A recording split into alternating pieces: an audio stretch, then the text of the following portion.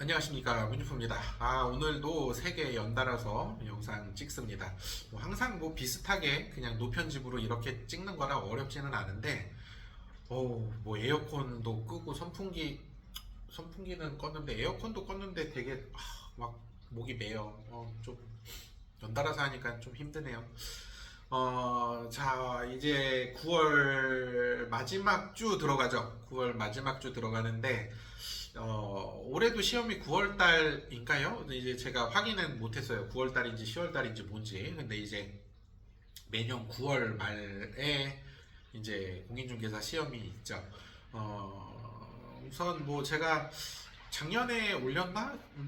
안 한 지 1년 됐는데 이제 매년 시험 때마다 이제 공인중개사 이제 공부하시는 분들, 이제 이쪽 업무에 처음 뛰어드시는 분들, 자격증 따고 이런 방향으로 이렇게 저렇게 기본적인 내용을 설명을 이제 몇 번 드렸는데, 올해도 이제 시험이 이제 내일 모레라 우선 간단하게 설명을 드려볼까 합니다. 우선 저희도 이제 그 격리분을 모집을 하고 있어요. 격리분을 모집을 하고 있는데, 아직 이제 못 뽑고 있습니다. 이제 좀, 제가 제일 중요시하는 게 저랑 성격이 맞는 분을 찾아야 되는데, 계속 못 만나는 것 같아요. 아니면 제가 좀 너무 많이 거르는 건가 뭔지 모르겠는데, 계속 뜨네요. 올해 1년이 뜹니다. 올해 1년을 지금 계속 떠갖고 환장하겠어요. 네, 우선은 엊그저께 이제 그 격리분으로 지원을 하신 분이 이제 잠깐 면접을 보러 오셨어요. 근데 이제 그런 얘기를 하시더라고. 공인중개사 공부를 하고 계신데요. 근데 떨어지면 떨어지는 거고 되면 좋은 거고. 근데 이제 올해는 간단하게 하는 거라 이제 준비하신 지 얼마 안 됐고 1년에 1차, 내년에 2차 그냥 평범하게 이제 공인중개사 준비를 하신대요.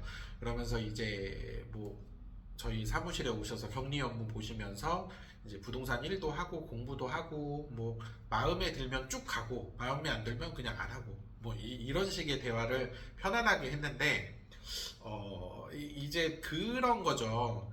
아니, 이제 다른 업종에 있다가 부동산으로 온다라는 게 쉽지가 않잖아요. 안 쉬울 거란 말이에요. 왜냐면 저희는 기본급이 없어요. 저희는 기본급이 없고 100% 인센티브에 맨 처음에 내가 이런저런 지출 경비를 쓰면서 업무를 해야 되는 직업이니까 우선은 쉽게 못 넘어온단 말이죠. 그리고 이제 분야는 흔한 분야가 됐지만 이제 난생 처음 이직을 하면서 이제 이쪽 분야로 오는 것도 겁날 거란 말이지. 그러니까 그분 얘기도 맞아. 하다가 안 되면 안 할 건데요. 맞는 얘기지, 그치? 존중해줘야지. 근데 면접을 보러 왔는데 그래도 제가 대표로 격리를 뽑는데 안 되면 그만두죠. 이런 얘기를 하면 그럼 나는 당신을 뽑겠습니까? 내가 얼굴에 대고 이렇게 할 수는 없으니까 뭐지? 속으로 그랬죠. 뭐지? 나이가 어려서 그런가? 무슨 얘기를 이렇게 하는 거지? 이제 저도 이제 혼선이 오지. 얼굴은 이뻤어. 얼굴은 이쁘고 성격도 좋아 보였는데 안 되면 그만두죠. 이렇게 얘기를 하셔서 제가 연락 드릴까 말까 하다가 이제 안 드렸어요. 외모는 이쁘셨는데 성격도 좋아 보이셨고 근데 이제 이렇게 얘기를 한다고 이래서 이제 넘어갔어요. 근데 그분이랑 마무리할 때 이런 얘기를 이제 드렸어요. 부동산을 하려고 하는데 어떻게 시작을 해야 될지 모르겠다. 그래서 이제 간단하게 설명을 드렸습니다. 자격증 유무는 상관이 없습니다. 이제 중개보조원이 중개를 하는 거는 불법이지만 사실 다 한다. 남편이 자격증 따면 와이프가 하고 와이프가 자격증 걸어놓으면 남편이 하고 다 불법이다. 대한민국에 있는 부동산은 다 불법이야. 편법으로 하는 것 뿐이야. 나라에서도 눈 감아주는 거고 그거 일일이 잡아내려 그러면 어렵지. 단 중개보조원이 중개를 하고 집을 보여주고 설명을 하는데 손님이랑 싸워버리면 손님이 이렇게 돌면 구청에 신고하니까 그게 이제 자격증이 없으면 조금 불안한 거고, 자격증이 있으면 그나마 이제 떳떳한 것 뿐이고, 그 차이인데, 안 싸우면 되지 뭐. 손님이랑 안 싸우면 자격증은 상관없습니다. 자격증 없어도 충분히 가능해요. 월세? 해도 돼. 해도 된다고. 친절만 하면 된다고. 그러니까 이런 부분을 간단하게 설명을 드리고, 그다음에 이제 비유를 하나 해드렸어요. 이제 저희 사무실 뒤에 이제 신축 건물들이 좀 많아요. 근데 이제 그거를 비유를 해드렸어요. 자, 이 신축 건물을 하나를 짓기 위해서 여러 분야가 낀다. 자, 이 건물을 짓기 위해서 우선 땅을 사야 되고 기존에 있었던 건물을 사서 무너뜨려야 된다. 자, 그러면 이 건물을 짓기 위해 좋은 땅, 좋은 건물을 허름한 건물 올릴 수 있는 이제 그런 건물을 소개시켜주는 부동산한테 보통은 건축업자가 천 단위 그냥 이렇게 그냥 소개비로 준다. 근데 이제 건축을 올릴 수 있게 약간의 계약서 수정은 이제 해줘야 되니까 이런 거를 전문으로 하시는 사장님도 있고, 자, 건물을 올리자고요. 이것도 부동산이잖아요. 건물을 올리는 것도 부동산이고, 이것도 뭐 건축 소장이 될 수도 있는 거고, 뭐 건축업자가 될 수도 있는 거고, 어차피 다 이렇게 수주 주고 건축사 끼고 하는 거니까 어느 길로 셀지는 모른다. 근데 건물도 올릴 수 있다. 자, 그리고 건물이 올라갔다고 치자고요. 자, 건물이 올라갔는데 이 건물을 파는 사람도 있을 거고, 이 신축 건물을 판매하는 전문 판매 부동산들도 있을 거고, 자, 이 건물을 누군가가 들어와서 살겠죠. 들어와서 살든가 아니면 세를 주든가. 그러면 여기에 우선은 임대를 놓을 거 아니냐. 그러면 월세 전세를 맞추는 부동산도 있다. 월세 전세 같은 경우에는 여기 방이 여러 개니까 조금 이제 유두리 있게 할 수 있고, 분야가 조금 가볍다. 그리고 이제 주인이 직접 가까운 거리에 있어서 관리를 하거나 아니면 타지에 있어서 건물을 샀다. 그러면 보통 이제 집 앞에 있는 부동산한테 키를 맡긴다든지 이제 관리 업체에 이제 맡긴다. 일정의 이제 소액의 어느 정도 비용을 이제 지불하면서, 그러면 이 건물을 또 관리도 할 수 있고, 그래서 이 전체적인 분야는 이제 각각의 한 명씩 하는 거고, 이 세분화된 부분을 다 한다라는 건 사실 쉽지는 않다. 전 다 할 수 있어요. 뭐 이렇게 말씀을 드렸습니다. 저는 다 할 수 있어서 자신 있게 나는 다 할 수 있지만 시작은 하나하나 하는 거다. 월세를 스타트를 끊든가 매매를 스타트를 끊든가 관리를 스타트를 끊든가 건축업을 스타트를 끊든가 뭐 빌라를 스타트를 끊든가 상가를 스타트를 끊든가 사무실을 스타트를 끊든가 한 가지로 스타트를 끊어서 그게 다져지고 그 다음 단계 아니면 한 가지를 다지고 다른 분야 이렇게 해서 다져 놓으면 어느 순간 뭐 돈은 계속 들어올 거고 업무도 이제 막힘없이 어느 정도까지는 갈 거다. 불경기만 안 타면 뭐 이렇게 설명을 드렸어요. 월세는 굉장히 정직한 분야고 내가 한 만큼 움직인 만큼 뭐 나오는 분야이기 때문에 내가 바쁘게 움직이면 1일 1계약 월세 가능하다. 그러면은 하루에 30만 원씩 매일 일한다. 풀타임 30일 일한다. 그럼 1000만 원이다. 말씀드렸어요. 그리고 이제 뭐 빌라나 상가나 뭐 이것저것 뭐 매매나 분양업은 한 달에 하나 하면 잘하는 거다. 한 달에 하나에서 몇백씩 수수료 나온다. 이거는 잘하는 건데 한 달에 하나가 안 나오면 생활비가 안 되는 거지. 두 달에 하나가 또 안 나온다. 그러면 생활비가 막히는 거지. 세 달 동안 계약이 안 나온다. 그러면 그만두는 거지. 근데 연차가 오래된 사람들은 불경기에 익숙하니까 버티는 거고, 처음 하시는 분들은 매매로 갔을 때, 상가로 갔을 때, 사무실은 계약이 나오고, 상가로 갔을 때 계약을 못하면 이제 결국에 시작과 동시에 튕겨서 나간다. 못 버티고. 근데 월세 같은 부분은 움직이면 웬만해서 계약 나오니까 부담 없이 스타트 끊을 수 있어요. 자격증 유무는 상관없습니다. 이러고 헤어졌어요. 그러니까 이제 헤어질 때 당시에는 조금 이해하는 듯한 표정으로 헤어지기는 했지.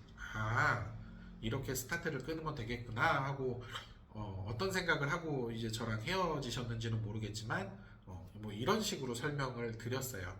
우선은 뭐 똑같이 뭐 설명드린 것도 자격증 따봐야 장롱면허다. 업무 스타트 실질적으로 해보지 않는 이상 절대로 이쪽 직업에 발 못 붙이고, 그 다음에 1, 2개월 해서 이상한 생각하시는 분들 어차피 못한다. 어차피 장롱면허 되는 거죠. 공인중개사 자격증 따서 입사하자마자 막 500, 1000만 원 아니면 300, 500, 700 막 이렇게 버실 줄 알고 막 이렇게 생각하시는 분들 굉장히 많으실 것 같은데 어렵죠. 어려워요. 뭐 그렇게 버시는 분들도 종종 있기는 한데 매월 그렇게 받는다 그러면 다 부동산 하지 누가 부동산 안 하겠어요. 근데 몇 개월의 수습, 노력, 투자의 기간과 이제 시간, 금전적인 걸 투자를 하셔야 되고 이 단계를 넘어왔을 때 이 단계에서 이제 일어섰을 때 수익이 발생을 하지. 그 수익 발생하는 게 길어지고 안전해지고 안정적으로 자리를 잡으면 이제 그때부터는 무난하게 쭉 가는 거죠. 근데 이제 처음부터 그렇게 이제 이렇게밖에 안 돼요? 계약 안 나오는데 계약 안 나와. 나 말고 다른 사람도 못 써. 이러면 그냥 다 튕겨져 나가는 거지. 뭐 사실 기존에 느끼는 거는 그런 정도였어요. 10명 시작하면 뭐 한 3명 버티나? 5명은 못 버텨요. 10명 일한다고 하면 1년은 5명 버티겠지. 근데 5명 버틸 확률도 극소수. 10명 한다 그러면 한 3명 버틴다. 근데 1년 기준으로 잡으면 2년 기준으로 잡으면 10명 기준에 2명 버틴다. 이제 한 명 또 튕겨져 나가는 거죠. 1년 차 때. 그리고 또 10명 진입돼서 또 튕겨져 나가고 또 10명 진입돼서 튕겨져 나가고 뭐 100명 진입되면 30명, 100명 진입되면 20명 뭐 이렇게 남는 직업이니까 이제 자리를 잡기가 사실 그렇게 쉽지는 않아요. 저희 직업도. 이제 좀 맞아야지. 이쪽에 맞고 좀 어울려야 이제 되는 직업이다 보니까 우선 그렇게. 그리고 이제 제가 올해 42, 이제 4개월이면 43, 이제 만 나이 빼고, 제가 시작할 때는 젊었어요. 상당히. 제가 25세 시작했으니까 상당히 젊었다고. 근데 지금은 공인중개사 시작하는 나이가 20살이야. 20대 분들이 바로바로 진입해서 바로바로 일을 해요. 월세부터 바로바로. 그러니까 예전이랑은 좀 느낌이 달라요. 제가 할 때 부동산 현업에 있었던 사장님들의 평균 나이는 50대, 60대였어요. 젊다 40대. 저는 진짜 젊었고. 근데 지금은 이제 현업 종사자 스타트가 20살. 한 전문대 아니면 군대 갔다 나오고 여자분들 이제 뭐 전문대 4년제 나오고 바로 그냥 뛰어드니까 22, 24, 뭐 25 천지야. 다 그분들이 하는 거야. 이제 그분들이 조금 지나서 20 후반 3초 되면 이제 빌라 건설이라든지 빌라도 하고 20대 분들도 빌라 많이 하고 그러니까 좀 나이가 빨라졌다. 거꾸로 됐어요. 거꾸로. 이제 제가 09년도에 땄나? 제가 09년도인가 아마 자격증 땄나 기억도 안 나네. 그때는 말씀드린 대로 50대 분들이 많았단 말이에요. 근데 지금은 50대 분들이 하기가 쉽지가 않아요. 제가 보니까 기존에 50대 분들이 부동산을 하고 50대 분들이 취직을 하고 60대 분들 사장님의 50대가 취직을 하고 50대 사장님들한테 40대가 취직을 하고 이게 이제 맞았었지. 근데 지금 부동산 운영하시는 분들 나이가 되게 젊어요. 그러면 대표가 30, 40대다. 근데 직원분으로 50대가 이제 경력 쌓으러 오신다고 하면 어렵지, 못 뽑지. 저도 지금 50대가 오신다고 하면 어려워요.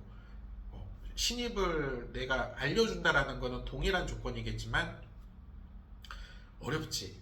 그러니까 빨리 따고 빨리 하고 빨리 하셔야 돼. 이게 이런 분들 많죠? 자격증 따놓고 나이 되면 해야지. 천만의 말씀 못해. 못한다고. 제 생각에 못해. 어려워요. 따면 이 길이다 하면 그냥 접어버리고 하는 거야.